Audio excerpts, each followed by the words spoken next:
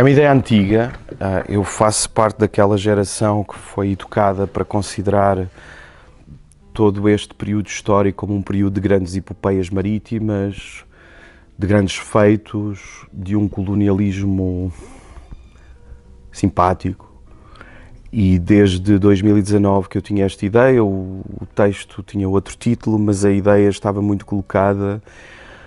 O que é que acontecia às pessoas depois de serem libertadas da escravatura? O que é que elas faziam? De que maneira é que viviam?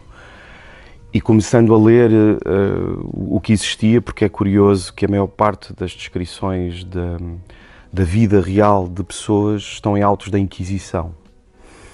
A Inquisição registava os escravos e permitia direito de testemunho, o que permitiu que não fossem apenas descrições, mas fossem pessoas reais que tinham existido e que muitas das vezes em processos delatórios contra maus tratos revelavam quem eram. No meio deste processo cruzei-me com um livro mágico chamado Os Pretos do Cessado, da professora Isabel Castro Henriques, que é um livro que fala sobre uma comunidade alentejana de origem africana e que fala sobretudo do que é que aconteceu àquelas pessoas, o que é que elas continuaram a fazer e como é que conseguiram sobreviver e ter vidas. Essa comunidade existe, chama-se Rio de Moinhos, é na freguesia do Torrão, ali perto de Alcácer do Sal, e dessas histórias todas, das conversas com a Isabel, tentei criar uma narrativa que fosse uma narrativa aberta a uma cocriação, em que ninguém de nós, sobretudo eu, assumia um direito hierárquico de dizer o certo e o errado, mas questionarmos-nos. E criámos esta narrativa que é uma ficção sobre uma propriedade agrícola no Alentejo, em que um grupo de escravos vive depois dos acontecimentos trágicos da nossa história, do tráfico negreiro que existiu. E a partir daí todo o processo de trabalho teve muito a ver, sobretudo, com pessoas negras, de vários tipos de ascendência e de ancestralidade com a África, poderem também falar umas com as outras e connosco, que somos descendentes naturalmente de quem explorou todas essas comunidades, sobre o que é que significa ser alguém que tenha uma ligação ancestral à África hoje em dia em Portugal. Os tempos, entretanto, deram a volta, as coisas até ficaram mais agressivas do que estavam, e o Sicómoro tornou-se um espaço que foi sobretudo um espaço de dar voz, opinião a pessoas que não o tinham tido antes. Não por eu ser nada de especial nesse processo, mas porque de facto o simples facto de falarmos sobre o tema atraiu-nos para aquilo que seriam as histórias reais ou possivelmente reais de pessoas escravas, descendentes de escravos, que, mais uma vez, dentro da mitologia portuguesa do Estado Novo, Portugal não foi o primeiro país europeu a abolir a escravatura. Aliás, acabou por ser uma das últimas potências europeias a abolir a escravatura. A data certa é 1869, se não me engano, e não o famoso decreto do Marquês de Pombal de 1761, que antecede tudo isto e que, na realidade, era apenas uma decisão economicista de garantir que o tráfico negreiro não se concentrava no que se chamava a metrópole, mas sim na exploração da cana-do-açúcar no Brasil.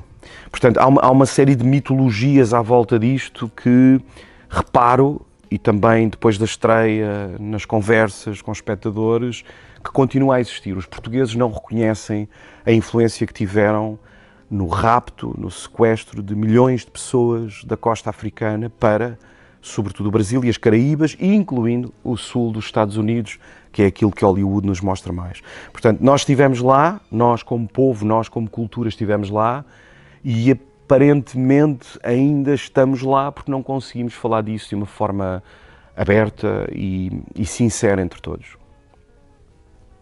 E esse trabalho de criação, essa investigação também que tiveram, como é que decorreu na vossa equipa? Foi inicialmente difícil, porque estivemos literalmente a mexer no lodo, estivemos literalmente a perguntar às pessoas da sua própria história familiar, e nós temos pessoas na equipa com ligações a vários sítios onde os portugueses tocaram em África, desde São Tomé, Guiné, Angola, a Moçambique. É curioso porque há Há uma ideia de inferioridade que continua a estar muito presente nesta conversa. Continua a haver pessoas negras em Portugal que têm familiares diretos ainda com muita da história do colonialismo, que continuam ou a sentir que não querem que isso seja a sua definição pessoal, o que é obviamente legítimo, mas quando tu começas a ver as histórias, o bullying na escola, a forma como um homem negro em Portugal continua a ser um homem negro e não um homem, ou uma mulher.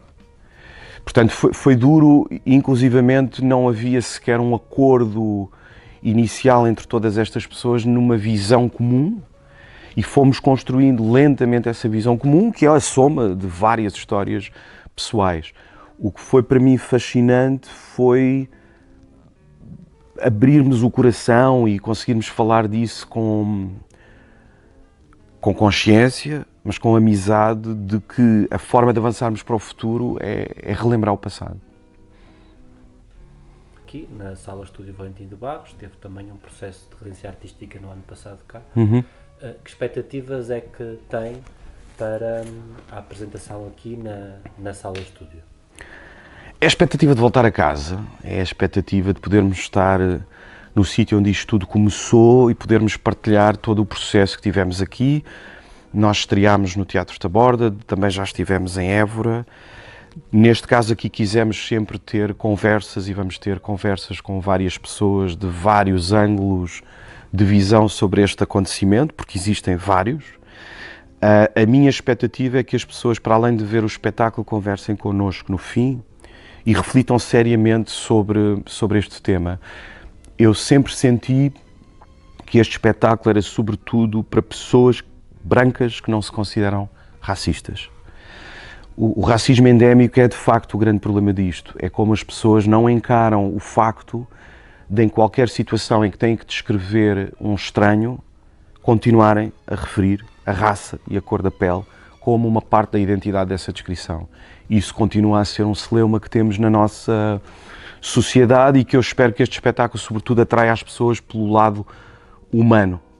Como é que eu seria se estivesse ali naquela situação?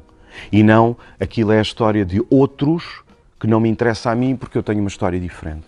Não, esta é a nossa história coletiva, é a história de Portugal e dos portugueses, tenham eles que ascendência tenham eles que cor tenham.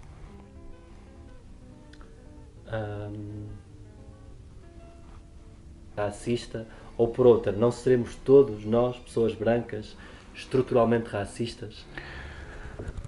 É uma pergunta difícil. Prefiro-te falar do meu ponto de vista como pessoa que fui educado para considerar de forma involuntária as pessoas com mais melanina do que eu como pessoas inferiores de alguma maneira, no mínimo do ponto de vista económico. Portanto, desse ponto de vista, sim, há um racismo estrutural. Mas tem que haver também uma conversa sobre isto e nós temos que perceber. Eu sou pai, tenho filhos, recuso-me a aceitar que os meus filhos, por terem nascido brancos, são racistas, e é um esforço que se faz sempre que existe o tema, de explicar que aquilo que identifica uma pessoa é a sua humanidade. Não é a cor da sua pele, nem aquilo que veste, nem a sua orientação sexual. Aquilo que existe em nós, que nós devemos ver, é aquilo que somos como pessoas, o caráter que temos. E uma pessoa que não reconhece que estamos a falar de cerca de 500 anos, e ainda há pouco tempo estive em Lagos, no sítio onde foi descoberto há cerca de 10 anos, na escavação de um parque subterrâneo, uma vala comum que era uma lixeira, onde se encontrou esqueletos de mães agarradas a bebés, de onde se encontrou esqueletos de pessoas queimadas vivas. E isto aconteceu no final do século XV, em Lagos, num sítio onde as pessoas gostam de ir comer, de onde gostam de ir à praia. E é como um fantasma que, como nós não conseguimos encarar de frente, mantém esse peso e mantém essa emoção trágica do que fizemos. E, de facto, não existe na história nenhum momento em que reinos africanos tenham invadido o continente europeu e que tenham raptado e escravizado milhões de europeus. Isso nunca existiu. E nós não encararmos isso de frente e não conseguirmos falar sobre isso, criará sempre uma sociedade baseada na divisão e baseada na ideia de que o estrangeiro tem uma pele mais escura. E isso existe entre nós, de facto. Este trabalho, em relação à vossa companhia, de que forma é que marcou o seu percurso e também em relação a ti, como dramaturgo, encenador, ator? Olha, marcou-me sobretudo por um processo.